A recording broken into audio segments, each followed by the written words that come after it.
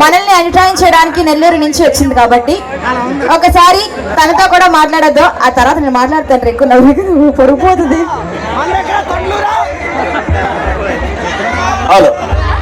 గురువు గారు ముందు ఆ డోర్ ముయ్యండి. చూడలేకపోతున్నా ఎదురుగా దర్శనాలు సామాన్ కనబడిపోతున్నాయి. పాప పిల్ల బొగ్గు పడిపోయింది. ఒక్కసారి కూడా పెళ్ళి అవ్వలే ఇంకా అమ్మాయికి. ఎదురు చాపుకొని కూర్చున్నాడు రా.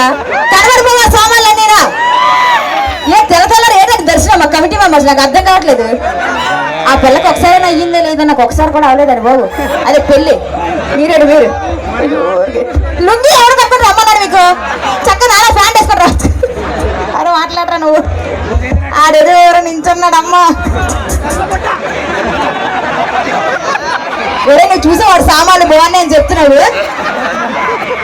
కాదు ఎందుకు ఇంత సైలెంట్ ఉన్నారు మీరంతా? డార్లింగ్ చేసారు గట్టిగా